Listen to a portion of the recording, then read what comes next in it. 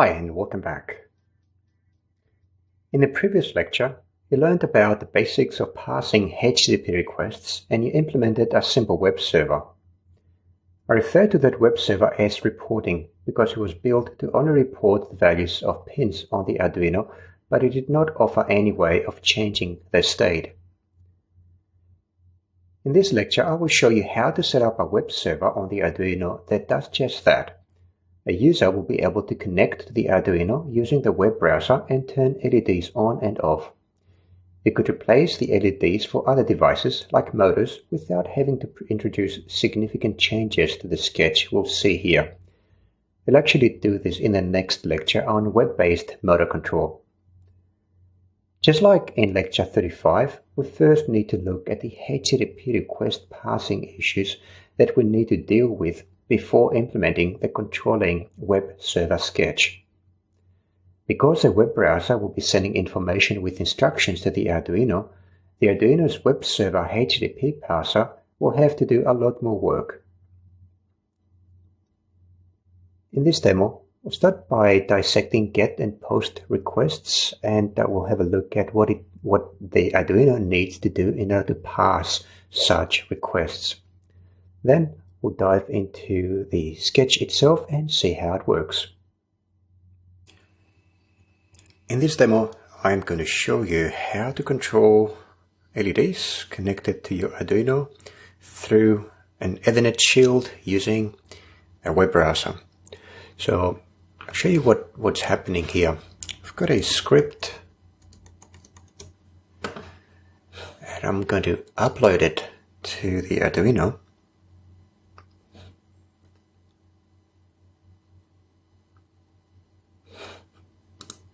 And that is running at this IP address. And I've got a button here which when I click onto it turns on and the yellow LED on, and then when I click on the off button it turns it off. I can also manipulate the red LED by editing the URL directly. So I've got I'm going to change that to 7 because the red LED is connected to digital pin 7, and I'm going to turn that off by setting a 0 value to it. There you go, and then I can turn it back on by sending a 1 value to it. I haven't implemented the buttons because that's an exercise for you to do later. So at the moment it's just the buttons for digital pin 8. Turning the LED on and off, and then it confirms action that was completed and a message back to the user. Now before we have a look at how the sketch works, because it can get a bit messy in here, I want to go and have a look at the contents of the GET request. We need to understand how the GET request works when you have buttons and radio buttons or other widgets that allow a user to send data to the server. Because what's going to happen to the server is that the Arduino will have to parse that information and figure out what's important, specifically what the user wants to do in order to actually do it. So I have created a very simple web page as an example. It has 2 forms in it, 1 form for each one of the buttons, and I'm using the GET method to send information to the server. Now that information is embedded in a hidden input field. It contains the LED 8. The number here is important. It signifies the pin number that you want to control and the value. And then by just clicking on the button, it's just an input type submit that implements a button. Then the form will fire and send the information in the hidden field to the server. And the same thing happens with the second form. The only difference now is that the value that we're actually sending is 1 instead of 0 because we want to turn the LED on. So I have one more thing I need to show you is that in this example HTML page, the information is being sent to the request bin so that I can disassemble it and see how it works. So I'll submit it. It goes to request bin, get confirmation that it's been received. I'm going to have a look inside it, refresh, and now you can see here that my web client, the web server, is sending a GET request requesting for this resource, and that the information that I'm sending is sent over as part of the URL as a key value pair. So this is the key, this is the value, and it's separated by the rest of the URL using this question mark. So think of this as a delimiter. It separates the two parts of the URL, the one that contains the data that I'm sending to the user and the rest of the URL. So that's the first method.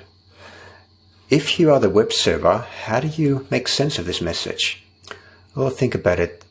You've got a lot of information here, but the only thing that you really care about is this, the instructions. This is delimited by the rest that you don't really care about using this delimiter, the question mark.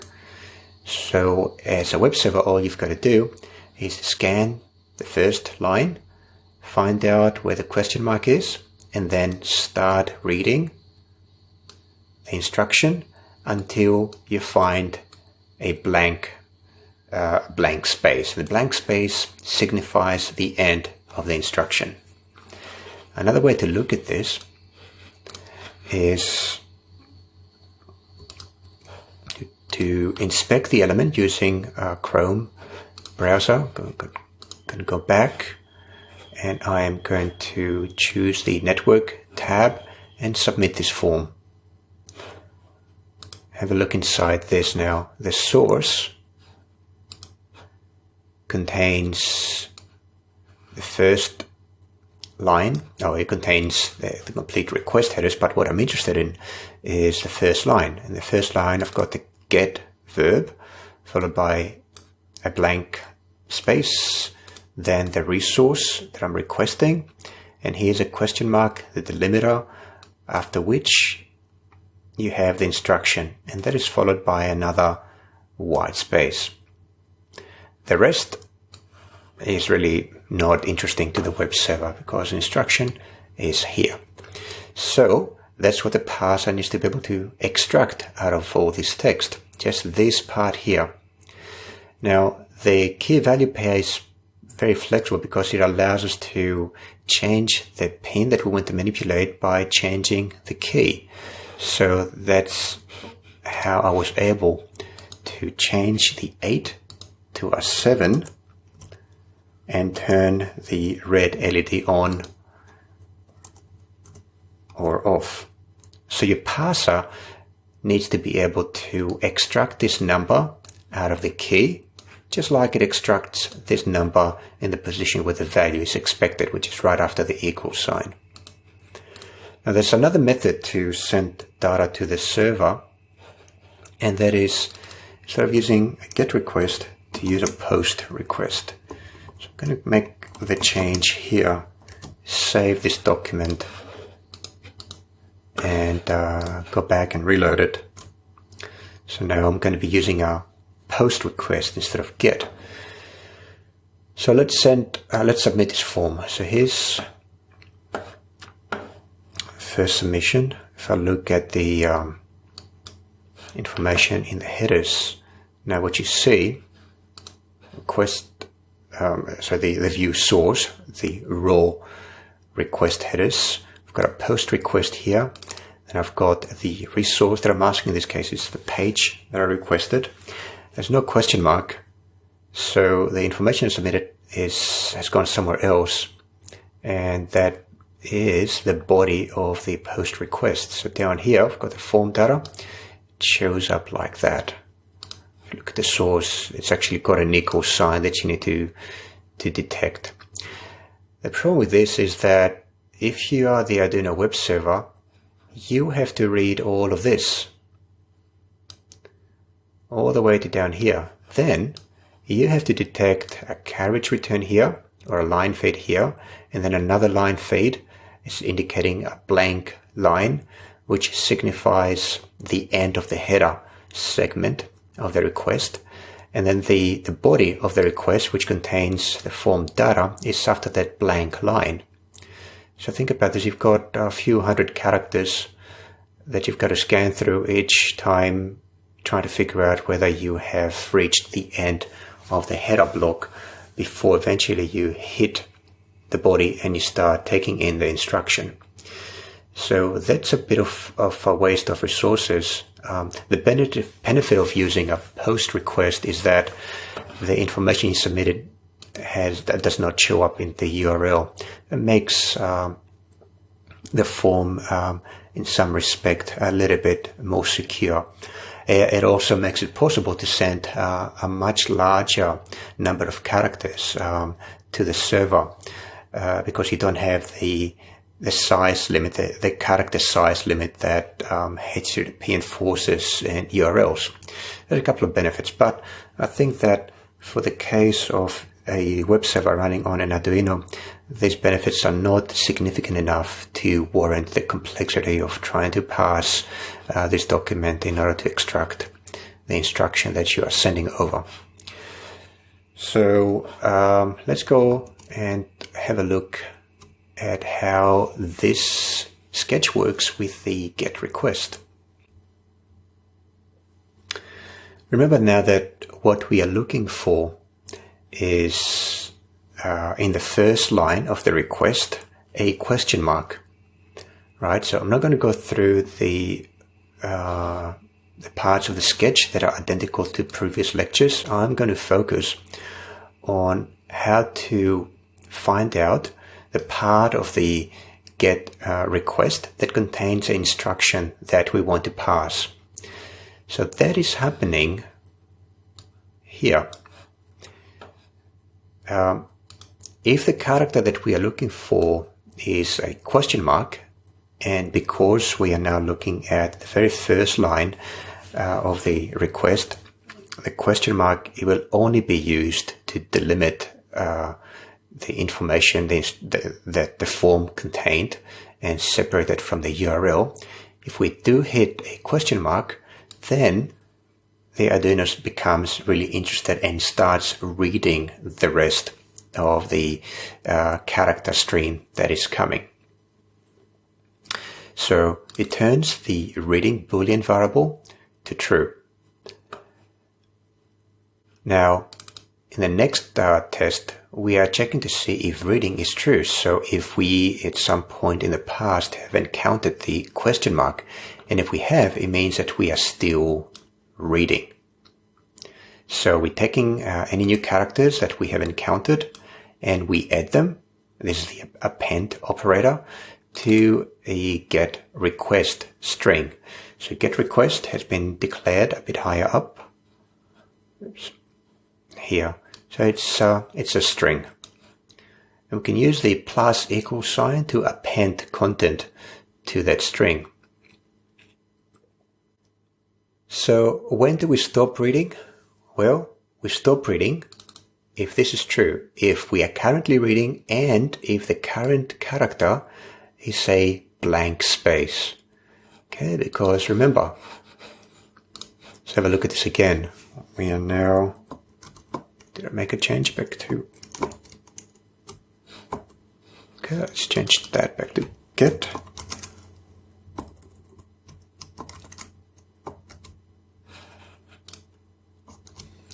Okay, so now remember that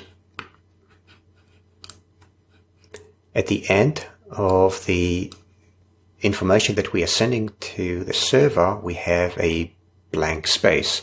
This is the blank space that we're detecting here that signifies that we have finished reading the instruction. So once we finish reading the instruction, we turn reading into false so that we don't add anything else to this buffer, and then we pass the request. So pass get request is a function. We pass it the get request string. It's the buffer in which we have added bit by bit or character by character the instruction that we've sent over to the server. So let's go to have a look at parse get request. Okay, so we're starting to parse the string, and we do this essentially by doing things such as looking for significant patterns. So in the key value pair that we're sending over to the server, our instructions always start with the 3 characters LED. So we want to find where in the set of characters that we have captured in the buffer we have the 3 characters LED. And to do that, we use the instructions, the function index of, which is one of the very useful functions that come with this string class that the Arduino provides. So we say string str, which is the parameter that we send here. Don't worry about this little symbol for now. As we pass the parameter to parse get request, and then we call the index of function. And we're looking for the first location, or for the first index where the LED string appears. So we are treating this string as an array of characters. So let's say if the instruction that we have captured in the buffer is this, starts with a question mark because we have captured that as well, then LED starts at position 0, 1. Therefore, the number that is stored in this integer is going to be integer 1. Then we want to capture the 8. So which pin are we going to manipulate? Which is the first character after the word LED, after the string LED. And that is the LED index, which is 1 plus 3, because we've got 1, 2, it's a third position. If you look at this L representing the first index of the word LED in the instruction buffer, then we need to count 1, 2, 3 positions to the right, which contains the number of the pin that we want to manipulate. So we've got return the character stored at this location of the string array. Remember, a string is simply an array of characters. So this will return character 8. Character 8. We need to convert that into an integer. So to do that, we consult the ASCII set of characters. Let's have a look.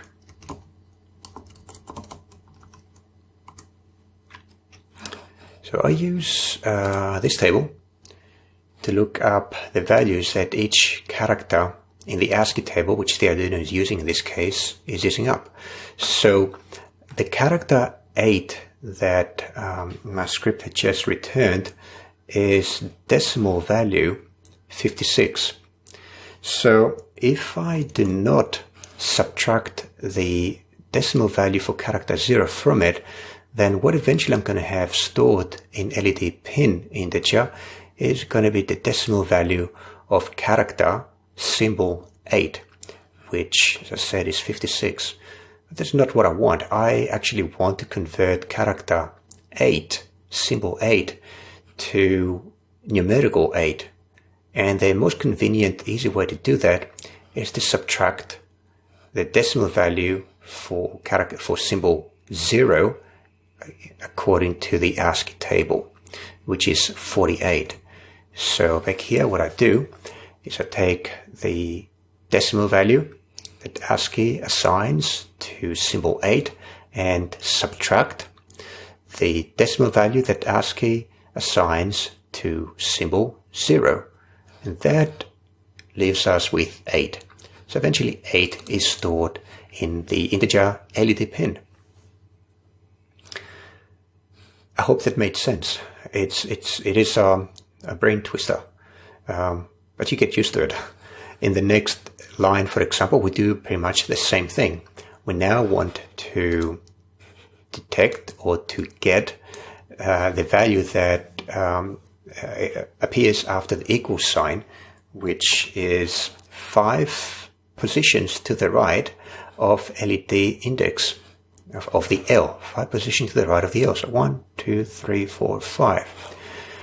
Again, this returns the decimal value of the the decimal value of the ASCII symbol 1 in this case, and we need to subtract the decimal value of the ASCII symbol 0 in order to get the numerical 1. Okay, this is the bulk of the work that we've done. Next, we are constructing a string because we want to send a message back to the user telling them what action took place. So I'm using the append operator to slowly construct the return message. But more important, I use the execute instruction function to pass the pin number and the value that I want to write to that. And that calls this function down here. I simply set the pin I'm interested in to be an output, and then I use digital write to write the value that I want to pass onto the pin to that pin. Once all that finishes, I go back, or the script returns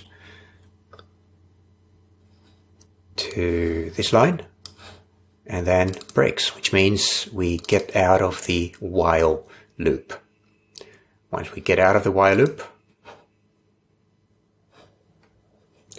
we construct the page by calling the construct page function. In the construct page function, we pass a reference. So think of this symbol as a pointer. It sends it uses a parameter, a pointer of an object, instead of making a copy of the object itself, which is a good practice when you're programming on the Arduino due to its lack of memory or insufficient memory. In C, normally, unless you include this sign, when you're passing an object into a function, then the compiler, C, is going to create a copy of this object.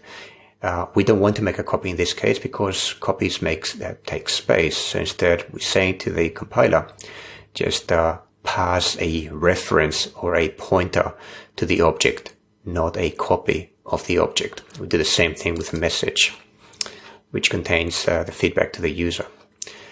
So I'm going to construct the page here bit by bit. First, the header, which looks like this. Then the form, which looks like this. Then the confirmation message, which looks like this. And finally, we end the HTML page like this. And that's about it.